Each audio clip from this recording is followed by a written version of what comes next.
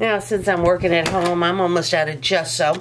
So what I did was I took a big jug of gesso and I poured on there. You don't want to add water to primer. This is really good stuff. It's finely ground primer. So it's not like the same primer you get at the paint store. It's canvas primer. So it's titanium white, which is it's even good for painting with if you like that. But anyhow, I'm going to take this paint here and I'm going to paint around the edges first. Sides and the edges. That way, when it tightens up, it will constrict from the outside in, and you'll have less buckling, if any at all. Usually, I don't get any at all, especially with a small canvas like this. So I'm painting around the edges here, and now I can work my way towards the inside.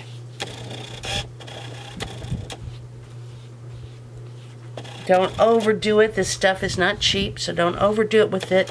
It looks like I poured just enough to prime this little canvas without needing to pour any more in. It just helps when you have years and years of experience. So you can see I'm pulling all the paint towards the inside, going in different directions so I don't get any strong brush strokes. Sometimes it's wonderful to have brush strokes. You can also use this stuff to texture with.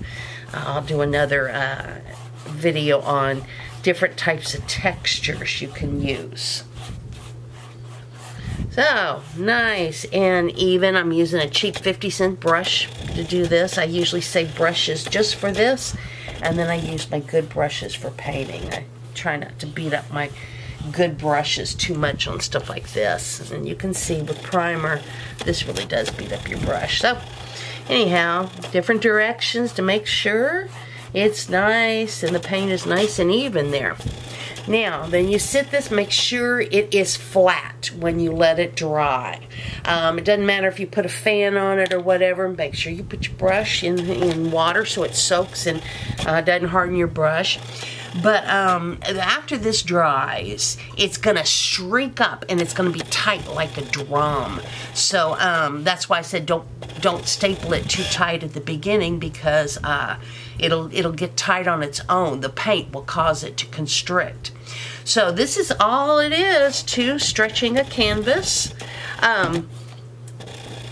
I like stretching my own canvas because, for one, I can control exactly how large or small or the shape of my canvas. And to me, it's kind of like a ritual when I get started on a painting. Preparing the canvas by hand, it adds like a little personal touch for me, and makes it, you know, I can be thinking about when I'm painting and that kind of thing. So that's all you do for a small one. I recommend using 18 by 24. This is 11 by 14. It's very small because I wanted it to fit on the screen when I did the video of it. So small canvas, the bigger you paint, the more detail you can get into. It also helps, like I'll be okay if you get a smaller canvas for the Impressionist assignment, because we're going to put a lot of labor into every little area of this. That's what Impressionism is all about. So, but nonetheless, though, you can get something like 12 by 16 or 11 by not 11 by 14, 12 by 16 or 18 by 24 for your stretch canvas. And like I said, they already have it pre-stretched at any kind of hobby shop or art store. And, you know, so one of your major art chains right now sells it too for $5. Not a bad deal. So a lot of times it'll be on sale too.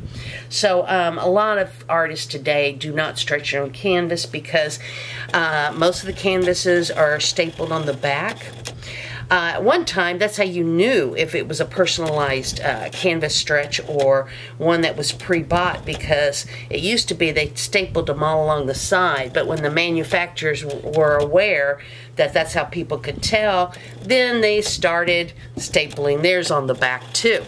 Yeah, good marketing strategy there.